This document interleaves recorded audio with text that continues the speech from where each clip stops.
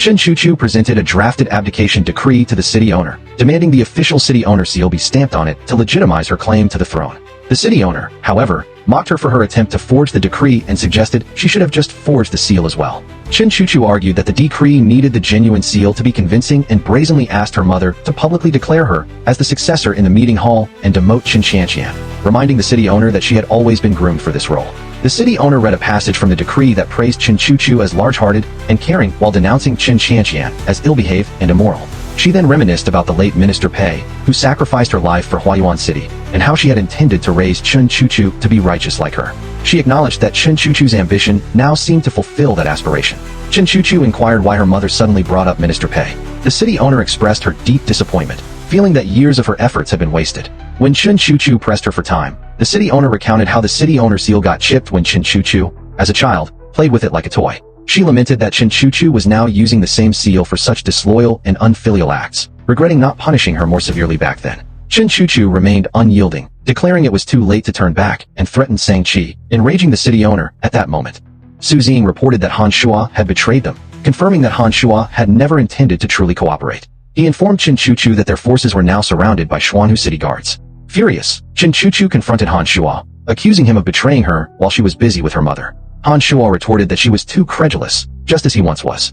Chen Chuchu blamed Chen Qianqian for Han Shuo's actions, to which Han Shuo dismissively commented that all Huayuan women were the same. Chen Chuchu then questioned if Chen Qianqian was the only one in his heart, and they began to fight. Chen Chuchu was outmatched, and Han Shuo's sword was about to strike her when Su Xing bravely stepped in to block the blow. Suddenly, Chen Qianqian and Pei Heng arrived, leading the Huayuan city guards. Han Shuo was visibly disappointed, believing Chen Qianqian had abandoned him. Chen Qianqian explained that her affection for Han Shuo did not conflict with her duty to protect the citizens of Huayuan. Meanwhile, Meng Guo and his bandits helped the city guard secure the city gate. Chen Chuchu, in a fit of rage, lunged at Chen Qianqian with her sword, but Han Shuo swiftly intercepted the attack, saving Chen Qianqian. Just as Han Shuo attempted to take Chen Qianqian with him, the city owner appeared and ordered the arrest of both Han Shuo and Chen Chuchu. She sternly declared to Chen Chuchu that their mother-daughter relationship was severed, stating that while she might have owed Chen Chuchu in the past, they were now even. Bai Ji urged Han Shuo to retreat, but Han Shuo remained fixated on Chen Qianqian. Later, Pei Heng secretly met with the city owner, pleading for Chen Chuchu's life.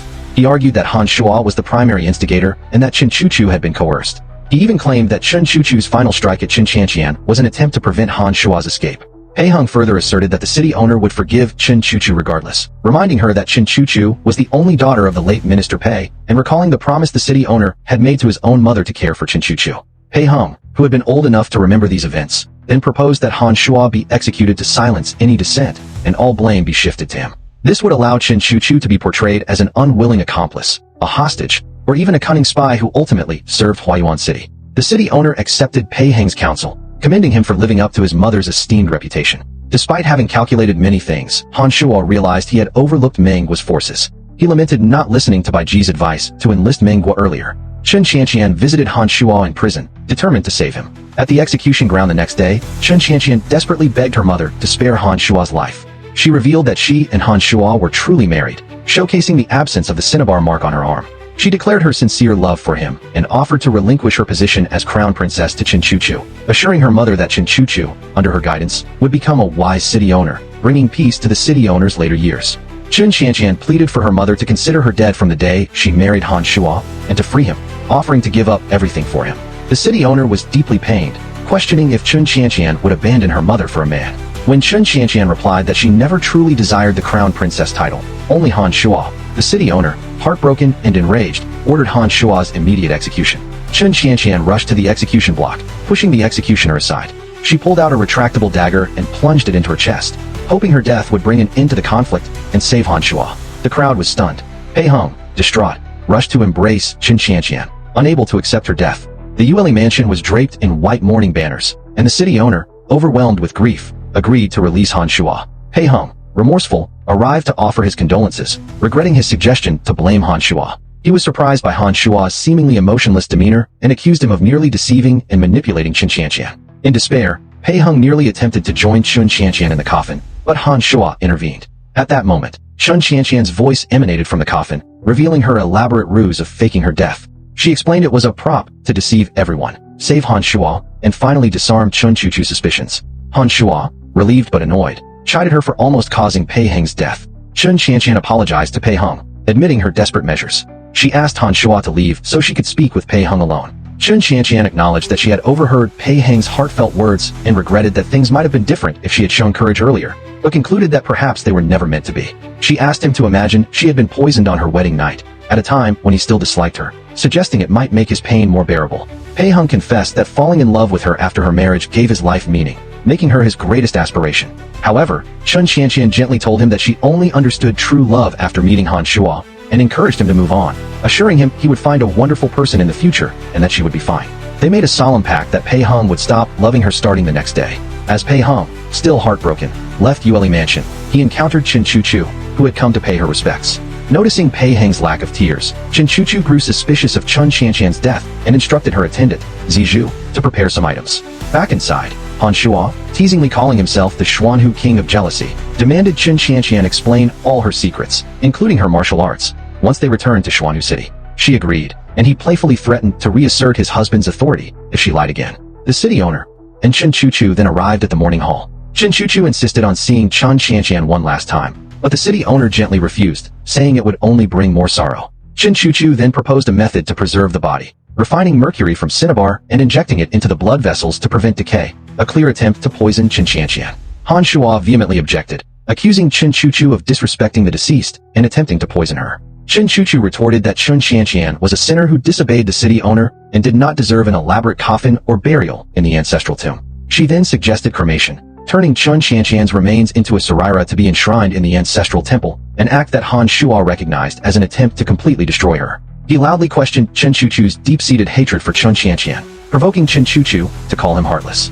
The city owner, observing Han Shuo's unusually strong reaction, realized Chun Qianqian's fake death plan. Feigning sorrow, she pounded on the coffin, discreetly creating a small gap for Chun Qianqian to breathe. She then dismissed everyone, and privately urged Han Shuo to treat Chun Qianqian well. The city owner understood that Chun Qianqian's feigned death was not just for Han Shuo, but also for Huayuan City, to prevent further conflict with Chen Chuchu and ensure a smoother succession.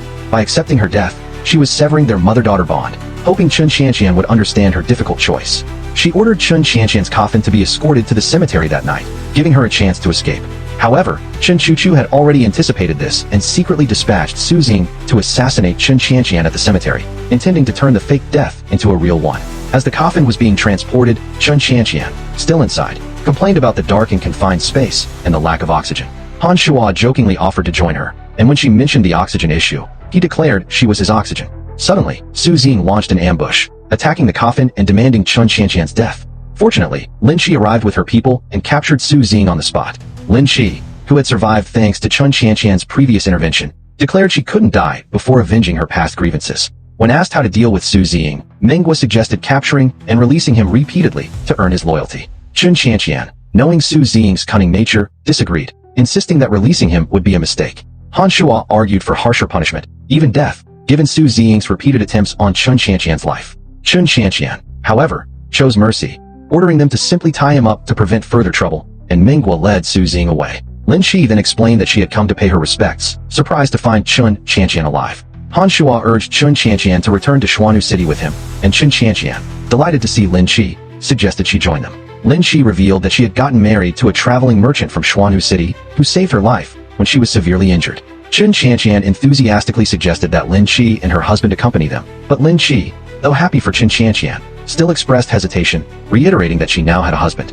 Lin Qi's unexpected survival and Su Xing's failed assassination attempt enraged Chen Chuchu, who had her subordinate report the events. Chen Chuchu, furious that Chun Qianqian had escaped with Lin Qi's help and that Su Xing was captured, immediately dispatched more assassins with orders to kill Chun Qianqian before she could reach Xuanhu City. Meanwhile, Pei Heng confronted Chen Chuchu, expressing his profound disappointment. He reminded her that with the city owner's public declaration of Chun Qianqian's death and her older sister still recovering, Chen Chuchu was the sole rightful candidate for the position of city owner, yet she remained obsessed with harming Chun Qianqian. Chen Chuchu dismissed his concerns, believing that once her mother forgave her, she would still become Minister of Defense. Pei Heng countered that the city guards were historically linked to his family, making the position rightfully his. Disillusioned, he left Chen Chuchu, determined to assume his inherited role as Minister of Defense. The city owner, having withdrawn into seclusion and fortified her mansion, left the city's affairs to her generals. Chen Chuchu, no longer holding any military rank, boldly went to the army camp, ordering the execution of the Xuanhu City prisoners of war. However, Pei Heng, now formally the Minister of Defense, firmly rejected her demand. He argued that these soldiers were merely following orders and did not deserve death. Instead, he decreed they should be sent to labor in the mines. Pei Heng invoked the wisdom of his late mother, the former Minister Pei, stating that true courage lies not in prolonging conflict, but in finding a rational way to end it. The assembled generals, deeply impressed by Pei Heng's compassionate and decisive leadership, openly pledged their loyalty to him, implicitly shaming Chen Chuchu's ruthless proposal. Enraged by their defiance, Chen Chuchu stormed out. On their journey to Xuanhu City, Han Shuo, anticipating Chun Qianqian's boredom, arranged for 3 storytellers to accompany them. As the storytellers recounted tales, they revealed their understanding of Chun Qianqian's apple, orange, banana analogy, correctly identifying them as Chen Chuchu, Chun Qianqian, and Han Shuo respectively. They marveled at her apparent foresight, suggesting she was like an immortal, possessing knowledge of secrets like the dragon bone's whereabouts and Han Shuo's heart condition. Chun Qianqian, with a modest air, admitted she was indeed the creator of their entire world.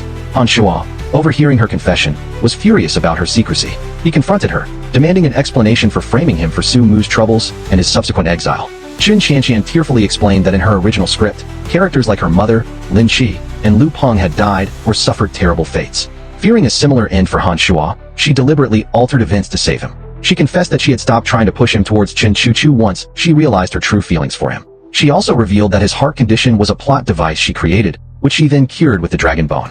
Han Shuo was initially incredulous, but also captivated by this extraordinary revelation. He asked about the story's ultimate ending, and Chun Qianqian shared her belief that she might return to her original world when the sun and moon are up in the sky at the same time, and the gate to heaven is wide open. Han Shuo, deeply saddened by the prospect of her departure, playfully tried to provoke her by boasting about taking 300 concubines if she left. However, Chun Qianqian reassured him, affirming her decision to stay with him, regardless of whether their world was fictional. She emphasized that her love for him was real, and she could not easily let go. Hearing this, Han Shuo's resentment dissipated, replaced by relief and joy at finally understanding her true feelings. Upon their arrival in Xuanhu City, a starkly male-dominated society, Han Shuo and Chun Qianqian were met with a mix of curiosity and disapproval. Locals openly gossiped, especially at the sight of Han Shuo, a prominent male figure, leading Chun Qianqian's horse, an act viewed as highly unconventional and demeaning for a man. Chun Qianqian's attendant bravely defended her mistress's title as third princess, but Chun Qianqian gently urged him to conform to Xuanhu customs. Chun Qianqian then attended a banquet hosted by the city owner's wife, where she tried to present herself as demure and scholarly. However, Lin Qi inadvertently revealed Chun Qianqian's past frequent visits to the music and dance academy, shattering this facade, shocking the city owner's wife and other aristocratic women and creating a poor first impression. Meanwhile, Han Shuo met with his father, the city owner, who sternly reprimanded him for failing all his missions in Huayuan City, particularly for not securing the valuable Blackstone mine. Back in her quarters, Chun Qianqian, feeling stifled by Xuanhu's rigid environment, voiced her desire to leave, even contemplating returning to Huayuan City despite Chen Chuchu's threats, prioritizing her own happiness. As punishment for her perceived improper conduct, and as a prerequisite to leaving, she was ordered to copy female virtues 100 times. When Han Shuo learned of her predicament, he was deeply moved. In a powerful defiance of Xuanhu City's patriarchal norms, he immediately offered to help her copy the text and, in front of the servants, personally washed her feet. This act of blatant submission to his wife enraged the city owner, who saw it as a profound humiliation for his son. News of young Master Han washing his wife's feet spread like wildfire across Xuanhu City. The local aristocratic wives, who had initially looked down on Chun Qianqian, were now a mixture of astonished and envious. They flocked to her residence the following morning, eager for her husband-taming advice. Chun Qianqian, embracing her new role as a relationship expert, explained that true husband-taming was actually about self-mastery. She taught them that women should cultivate their own inherent value and their value to their partners. She emphasized that love thrives on mutual respect and a man's recognition of his wife's irreplaceable presence, advocating for equality rather than a mere reversal of power dynamics. At a subsequent banquet, the male officials openly complained about their wives' recent, unusual behaviors, noting their wives were now demanding jobs or threatening to return to their parental homes if their feet weren't washed, clearly influenced by Chun Qianqian's teachings and Han Shuo's example. Han Shuo, further challenging social norms, openly served Chun Qianqian at the table, much to the city owner's visible displeasure. When the city owner expressed concern about the city's declining birth rate due to marriage issues, Chun Qianqian seized the opportunity. She sharply critiqued Xuanhu City's deep-seated male chauvinism, where men's self-righteousness led them to make decisions without consulting their partners.